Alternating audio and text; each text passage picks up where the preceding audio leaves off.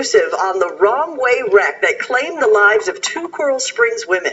A crash report reveals new information from investigators about the wrong way driver accused of causing this crash. We also spoke exclusively with an eyewitness who watched the entire episode unfold and tried to rescue the victim. CBS 4's Carrie Codd also spoke with the stepfather of the driver, who remains at Broward Health North being treated for her injuries right now. Carrie, a lot of new developments tonight.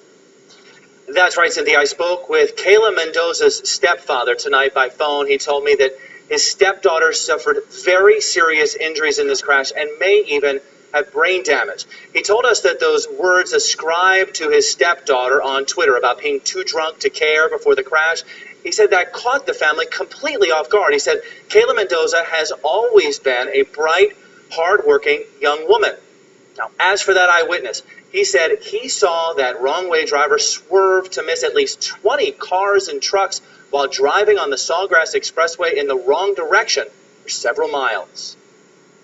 I tried flashing my lights, beeping the horn, but it wasn't, no response from the driver. Frank Aceste says he tried to get the wrong-way driver's attention on the Sawgrass Expressway before last week's deadly crash that killed Marissa Catronio and Caitlin Ferrante.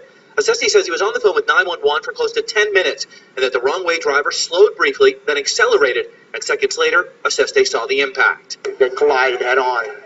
The cars flew in the air and spun around. Aceste said he saw flames but ran to help and to reassure the young women. I said, "That help is on the way. You're going to be all right.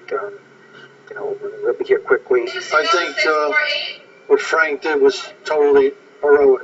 On Tuesday, Aceste sat down for the first time with the families of both victims. The families held a fundraiser at Pasquale and Sons Pizza in Coral Springs. I believe you did everything you could to help them, okay? I really do. Ashley Ferrante cannot understand why police didn't stop the driver before the crash. It shouldn't have happened to begin with, and it shouldn't have continued for as long as it did.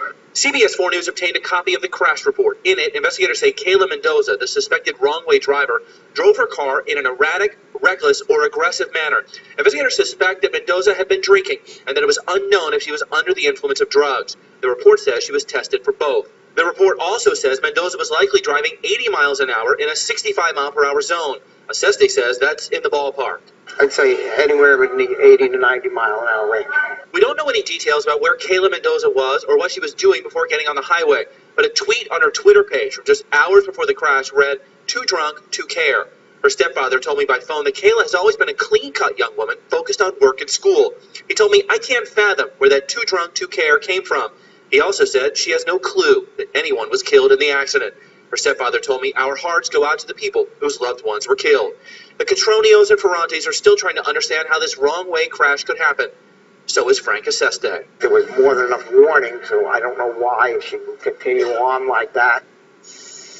Now, the families of Marissa Catronio and Caitlin Ferrante are adamant that their lives will not have been taken in vain here. They tell us that they are working to put new safety measures in place to prevent other wrong-way crashes from happening on our roads.